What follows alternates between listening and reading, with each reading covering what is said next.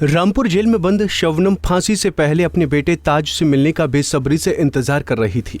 वहीं आज शबनम का बेटा ताज अपनी मां से मिलने के लिए गोद लेने वाले मां बाप के साथ जिला कारागार पहुंचा, जहां शबनम और बेटे ताज के बीच काफी देर तक बातचीत हुई। बताया जा रहा है कि इस दौरान बेटा ताज भावुक हो गया और मां बेटे की आंखों में आंसू आ गए।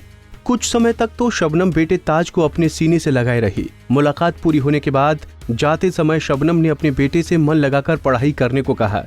वहीं बेटा ताज ने अपनी मां के लिए राष्ट्रपति से गुहार लगाई है, मां को फांसी न दें। हाँ बेटा, ये मीडिया ही है। आपके मम्मी से मिलकर आपने क्या बात की आज बताइए? ये मीडिया ही है जो आपकी बात राष्ट्रपति जी तक पहुंच गई है। बताइए बेटा, उन्होंने कहा कि अच्छे से पढ़ना और मेहनत करना, इसके अलावा और कुछ नहीं कहा। मम्मी की याचिका के लिए आपने क्या कदम उठाया है?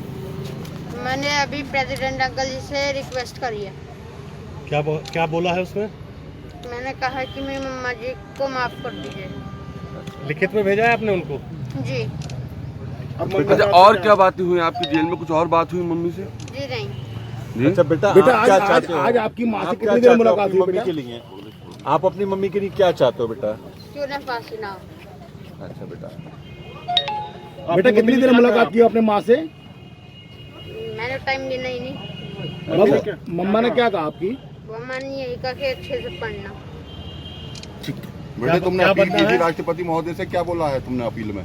मैंने उनसे ये कहा है कि मेरी मम्मा जी को फांसी ना दी जाए। वहीं जेल से बाहर निकलने के बाद उस्मान ने बताया कि ताज को मेरे साथ रहते हुए 5 साल 6 महीने से ज्यादा हो गए। इन 5 सालों में पहली दफा मैंने शबनम से पूछा कि तुम्हें सजा मिली है और अब तुम्हें फांसी होने वाली है, तो क्या ये सही है? तुमने ये गुनाह किया है? शबनम ने कहा कि मैंने ऐसा कोई गुनाह नहीं किया, मुझे फंसाया जा रहा है और कोर्ट में भी पहले वो सीबीआई की मांग करती रही, शायद उसकी बात नहीं सुनी गई। क्या मुलाकात हुई है, क्या बात हुई आपकी? ताज मेरे साथ लगभग 5 साल 6 महीने से लगभग ज़्यादा हो गए हैं और इन 5 सालों में आज पहली बार मैंने शबनम से पूछा कि तुम्हें एक जो सज़ा मिली है उसकी फांसी होने वाली है, ऐसा मैंने अखबारों में पढ़ा है, टीवी पे देखा है। तो ये तुमने जो गुनाह किया है, क्या ये सचमुच तुमने ही किया है या किसने किया है? तो शबनम ने कहा मैंने ऐसा कोई गुनाह ही नहीं किया है, यहाँ मुझे फंसाया गया है।